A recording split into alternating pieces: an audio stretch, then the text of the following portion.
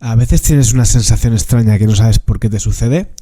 En este video artículo te voy a explicar en qué consiste la despersonalización, la desrealización y su relación con la ansiedad.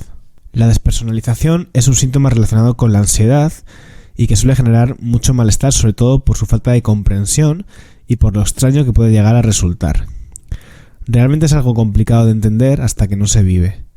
La despersonalización consiste en una incapacidad para reconocerse a uno mismo o de reconocer partes del propio cuerpo. Pertenece al grupo de los síntomas disociativos.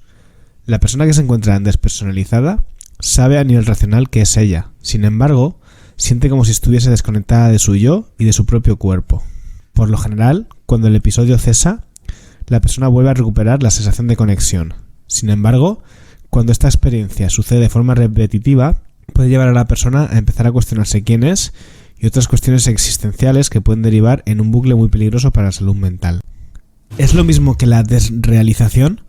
Tanto la despersonalización como la desrealización son dos síntomas característicos de un fenómeno mental llamado disociación. Es frecuente que quien padece la una en algún momento experimente también la otra. Sin embargo, no son exactamente lo mismo. A diferencia de la despersonalización, la desrealización consiste en una desconexión con el entorno.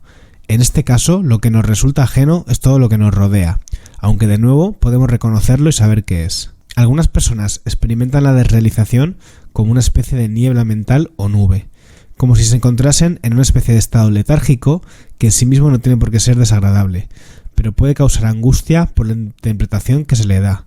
Me estoy volviendo loco, algo no está bien en mí o similar. ¿Qué significa disociarse? Disociarse es más o menos lo mismo que desconectarse. Nuestro cerebro tiene la capacidad de poner en marcha este mecanismo de defensa cuando algo nos afecta, nos duele o nos asusta. En realidad es una respuesta de ansiedad, solo que a la baja. Me explico mejor.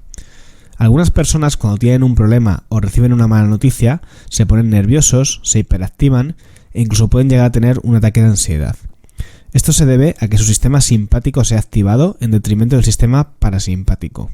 Todas las personas tenemos un sistema nervioso que se compone del sistema simpático, la activación, y del sistema parasimpático, relajación.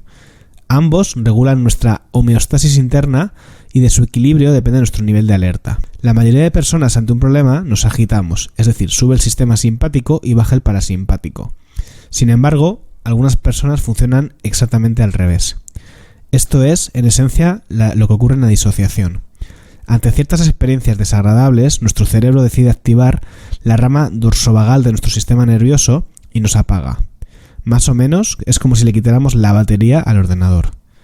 Este mecanismo de regulación de nuestro cuerpo es evolutivo y es algo que hemos heredado como mamíferos. Las liebres, por ejemplo, cuando son perseguidas por un depredador, son capaces de hacerse las muertas.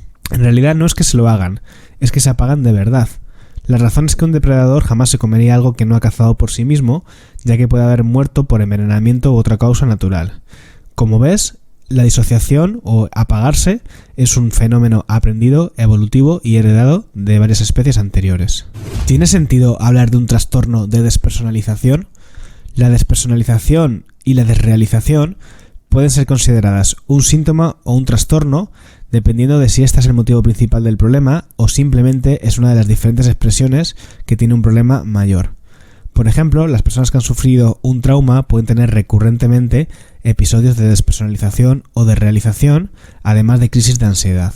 Tanto la despersonalización como la desrealización son reacciones de nuestro cuerpo y de nuestra mente para defenderse ante momentos de malestar.